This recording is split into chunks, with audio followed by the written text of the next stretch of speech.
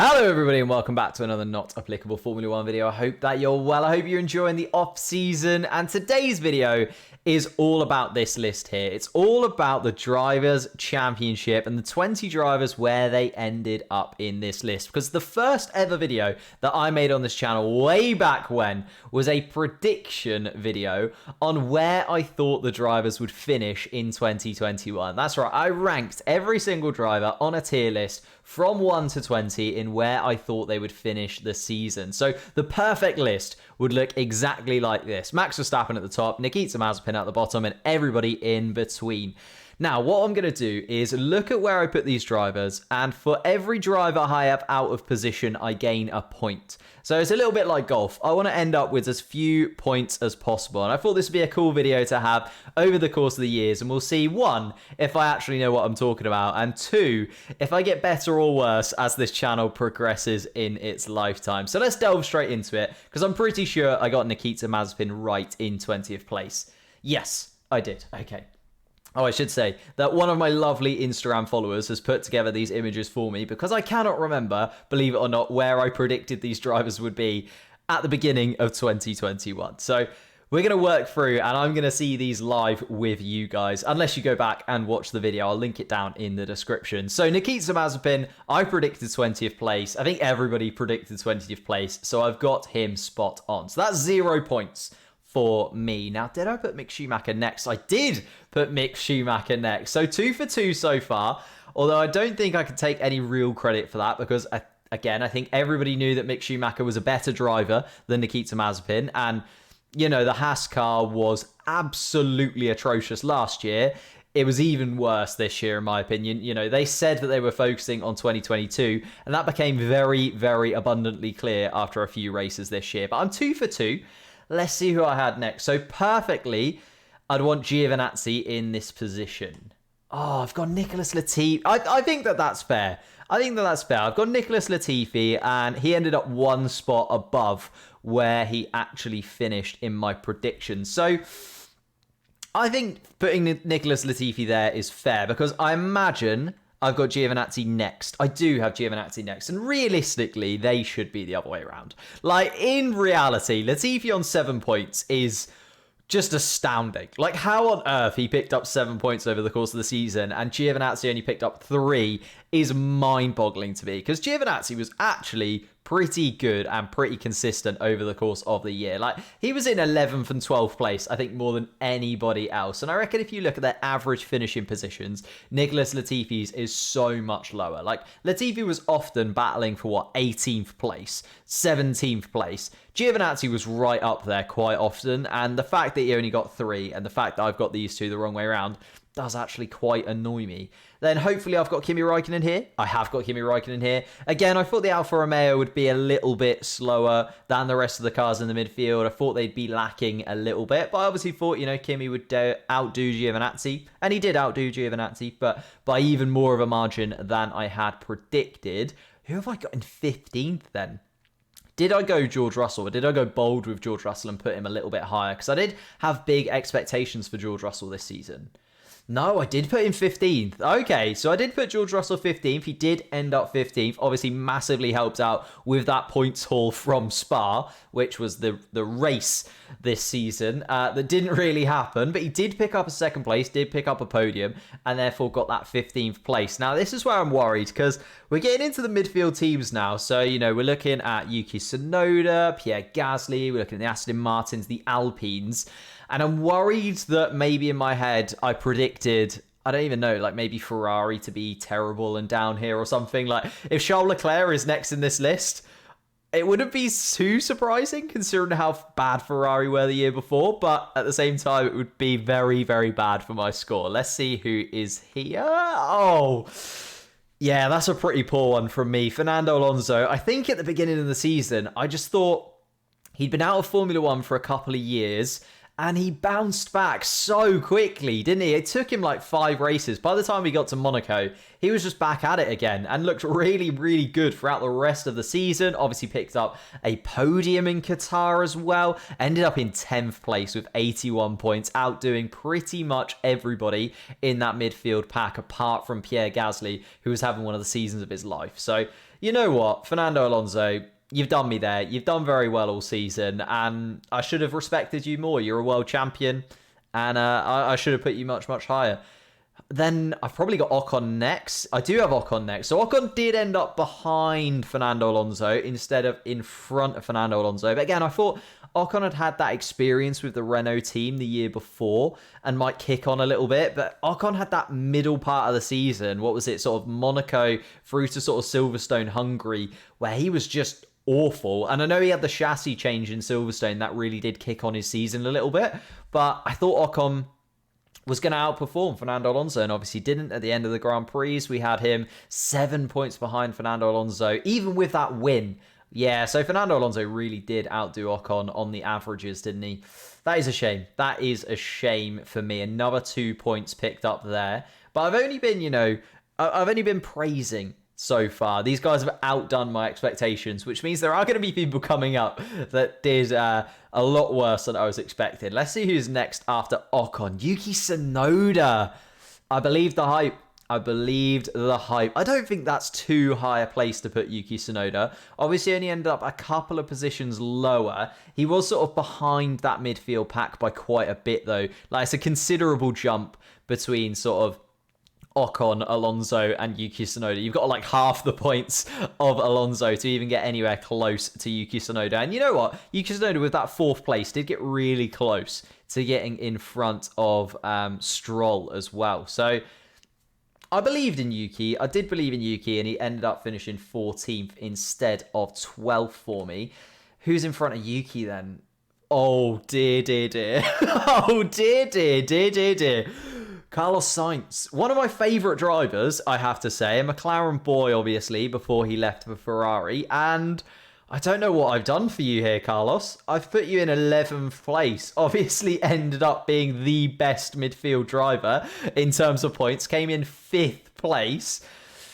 Yeah, outdid his teammate, outdid both McLarens and outdid Gasly, and I've put him in 11th place. I can only imagine that I thought he might struggle with the move from McLaren to Ferrari. I maybe thought that he might take a season. And I know that he's been in Formula 1 for a long time, but then we haven't seen another driver here yet who I thought, again, might take to a team very, very well and didn't. So I'm really sorry, Carlos. You did much better than I expected you to do. And actually, you had a wonderful, wonderful season. You're definitely up there for Driver of the Year. But we will have the awards video later on, so I don't want to spoil who my Driver of the Year was in this one. 10th place, Lance Stroll. I did think that the Aston Martin was going to be quite good. And it just absolutely died on its feet, didn't it? Like, the Aston Martin team just was nowhere near where I expected. I put Lance Stroll in 10th, ended up in 13th, another 3 points on the board, and actually Lance Stroll was pretty poor all season. Just got in the way. Lots of Sebastian Vettel, caused a lot of headaches for the Aston Martin team. And yeah, Lance Stroll really did not have a good season. So I imagine I put Sebastian Vettel. Oh, I didn't. Okay, I put Pierre Gasly in here and I got that spot on. So maybe I thought Pierre Gasly was going to be in between the Aston Martins. Obviously, Pierre Gasly ended up having an amazing season. A lot of the races didn't go his way, but his qualifying was just sublime. Like, he was always sort of 4th, 5th, 6th, 7th at the absolute most. He was wonderful in qualifying, an absolute wizard behind that AlphaTauri in terms of one lap pace. It just didn't have the race pace, and often AlphaTauri went for really weird strategies, picked up over 100 points, 110 points and a podium this season, was consistently there or thereabouts. Did really, really well. Put him in 9th place. Came in 9th place. We'll take that one. Love Pierre. And I hope that he does even better next year. So that means Sebastian is next then. And I've put him quite high. I thought Sebastian Vettel would, take to this Aston Martin team really well. And To be honest, he did. Like, let's not forget, he obviously got that podium in Hungary taken away from him. Got a podium in Baku that he did actually receive. So he would have been a lot higher had he got that second podium under his belt. He wouldn't have been anywhere near the Alpines, though. I think, Sebastian Vettel, the limit was 12th for him. He managed to get 12th place, and that was about where it was. Because that Aston Martin car just fell to pieces towards the end of the season. It looked so slow. The fact that they were qualifying in Q3 towards the end of the year as well just did not look good for the Aston Martin team. You could tell that they'd sort of given up and had 2022 in their minds. But Sebastian, I thought you'd do a little bit better. You've cost me 4 points there. So now we're getting into the likes of the McLarens and Ferraris, hopefully. Who else haven't I got? Oh, no, there's one really big one that I'm hoping. So I'm hoping that this is Daniel Ricciardo. It's Charles Leclerc. Okay, so I got Charles Leclerc in the right place. But maybe actually underplayed Charles Leclerc a little bit, because had he not had a pretty poor final race of the season, he would have come a cropper. He wouldn't have come a cropper and would have come above Lando Norris and Carlos Sainz. So, you know what? I got Charles Leclerc in the right place, but he was kind of hard done by. Obviously, missed out on the pole position in Monaco. Not really his fault. Missed out on a pole position. I know he had the pole position in Baku, but just nowhere near the car to compete. The Ferrari looks better and better towards the end of the season, but Charles Leclerc's best qualifying performances kind of came at the beginning. Obviously, just missed out on a win in Silverstone as well. But I've got him spot on there, and I think Charles Leclerc will actually improve next year. Whether or not he'll be able to do better than 7th place is an interesting one to think about over this course of the off-season. So Daniel Ricciardo is here. Okay, Lando Norris. It's quite good in one way, in that I've got Lando Norris in the right place. Obviously, some people thought Lando Norris was going to finish this season in 3rd. He was in 3rd going into the summer break, but 160 points over the course of the year with a McLaren that was fading towards the end. Obviously, picked up lots of podiums along the way as well. I think it was 3 third places and a 2nd. So not a bad year all in all for Lando. Just sort of dipped after Russia in particular. Obviously had that heartbreak in Russia. That should have definitely been his win had the rain not come down. And you know what? I'm happy with Lando Norris in 6th place. I think that was a good prediction overall. He could have come a little bit higher. Probably should have finished 5th in a perfect world. But as I said, that Ferrari just got better and better. And Carlos Sainz, 6 points there I've lost out on because I should have just believed. I'm really worried that this isn't going to be Daniel Ricciardo. Oh, it's Sergio Perez. Oh no, it's Sergio Perez. So I did, believe that even though Sergio Perez was coming into the cursed Red Bull seat, he'd still do all right. I thought he'd be in the top 5, which he was, ended up coming in 4th place. It was, a fair jump to Bottas in the end, that 36-point gap. But Perez did really well. I think started the season very mixed bag. There was a lot of qualifyings where you were like, how on earth is Sergio Perez going out in Q2? Or how on earth is Sergio Perez not putting this on the front 3 rows of the grid? But you know what? He got slowly there, and Checo's always been a racer. He's always been good on his tyres. He's always been better in terms of strategy. So I thought he would pick up the points in that Red Bull, and I thought the Red Bull would be a pretty good car this year. Whether or not I've got Max Verstappen winning the championship, I can't remember. But Sergio Perez in 5th place, just 1 place off. I'm pretty happy with that, considering, most people thought he was going to be a bit of a flop going into this Red Bull team with 1 year on his contract, loads and loads of pressure on him to deliver. He did all right. He did good, did Checo. And, of course, won Max the title at the end of the Abu Dhabi Grand Prix. So not too bad at all. Oh my God, there's Daniel Ricciardo. Thank goodness me. I thought it was going to be like Valtteri Bottas or something. Daniel Ricciardo there. I think I had Daniel Ricciardo down as my driver of the year. I thought, honestly, he was going to come to McLaren. Obviously, McLaren fan.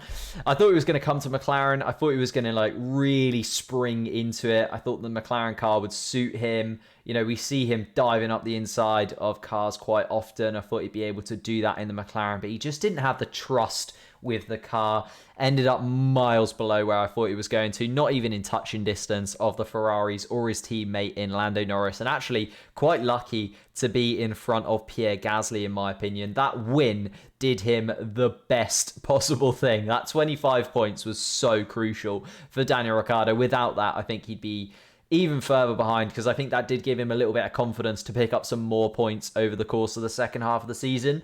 But yeah, really poor from Daniel Ricciardo. Expected a lot more, as you can see, and cost me 4 points there. Came in 8th, not 4th. So I must have got Valtteri Bottas in the right spot. That's pretty good. Valtteri Bottas, pretty good consistent season. Obviously, I didn't think he'd be battling for the title when it came to this season. I thought, maybe he'd be able to be just behind Lewis Hamilton, sort of hanging on the coattails of the Mercedes. I was looking for Hamver-Bott a lot of the time, and that did come to fruition. Bottas obviously picked up quite a lot of podiums, that win in Turkey as well. He did all right. He ended up doing what he needed to do. He got Mercedes the Constructors' Championship. He finished well ahead of Sergio Perez and helped out Hamilton here or there with his title battle. Now, this is the thing. Who did I put at number 1? Oh, I did. I went for Lewis Hamilton. I did. It was, Lewis Hamilton's been just been so dominant over this era of Formula One. And it was the final season where, these regulations were still the same as they were before. We're going into 2022 where the regulations are going to be completely changed up. So I just thought, Hamilton, Mercedes, they're going to have one more year of dominance before we change up the regs. What I didn't know was Red Bull are just going to come out of absolutely nowhere and fly into 2021. And Max Verstappen is going to go and win this title. Let's be honest, this is as close as it could have possibly been. It went down to the final lap of the final Grand Prix, and either one of those drivers was a well-deserved winner of this championship. But I did go for Lewis Hamilton winning, which means 1 point lost and 1 point gained from Max Verstappen as well. So a little bit of maths here. And again, we want as low a score as possible. So the total number of points, 1141, is 30 points. I don't know if that's good or bad because I don't have anything to go off. Obviously, the first year that I've been on YouTube with this channel, and 30 points is what we are aiming to beat next year. I think it's going to be so tough to beat that next year because it's going to be a lot trickier to predict where these teams are going to be. Obviously, Aston Martin, will they be able to bounce back? I need to take into account that Fernando Alonso and Carlos Sainz are much better than I give them credit for. Do I drop Daniel Ricciardo down, or do I believe that, he can have this off-season and be back to where I expect him to be? Lots and lots of questions, actually, drawn out from this. What do you think of my prediction? What do you think of the score? Could you have beaten this score? Did you beat this score if you did a prediction with me back in the day? What would have been like 9 months ago when I started this channel? Thank you so much for watching. Leave a like whilst you're down there. Subscribe for more videos. Lots more coming over the course of the winter break. And I'll see you next time. That's the wrong button.